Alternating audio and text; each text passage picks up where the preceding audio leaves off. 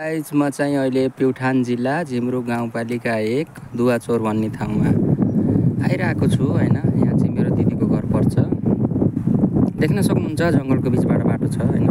अलिकति माथि आइरहेको थिएँ टन्नै 40-50 वटा हाम्रा मङ्कीहरू हुनुहुन्थ्यो हैन, प्लस शुद्ध भाषामा भन्दाखेरि बाँदर।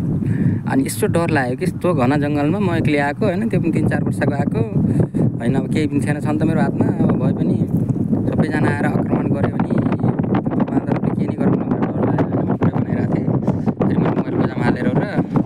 अनि यसो अलि डरा जस्तो गरेर आइरहेको थिएँ, तर केही गर्नु भएन।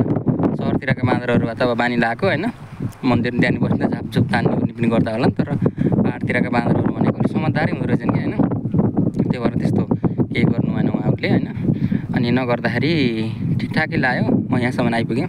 अलि तल आएर हल्का मुटु पनि ढ्याप ढ्याप गरिरहेको थियो मेरो डरले। अलि यता आएपछि अनि अलि ठिक भयो। त्यो भएर सानो भिडियो बनाउँ भनेर बनाइरहेको। ल हेर्न सक्नुहुन्छ कति राम्रो दृश्य छ जङ्गलको माझमा होइन।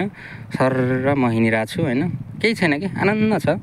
अलिअलि जनावरहरूको डर हुन्छ न, त्यस्तो केही डर छैन होइन। सहरतिर हुन्थ्यो भने अन्यत्र चिजको पनि डर हुन्थ्यो, तर यहाँ केही छैन कि। हेर्नुहोस् मान्छे भनेको त एउटा माखो छैन कि। हेर्नुहोस् तलबाट माथि छ हजुरहरूले हेर्न सक्नुहुन्छ, केही पनि छैन। मैले एक्लै हिँडिरहेको छु होइन। यस्तो पाहाड छ, बल्ल बल्ल हिँडिरहेको हुँ। लोर्केर अहिले तल एकैचोटि तल जान्छु कि भनेको, तर लोर्के छैन अहिलेसम्म। अब यसो लोर्किने हिँड्दा चाँडै पुगिन्थ्यो, हिँड्दा पनि धोइरहेको होइन।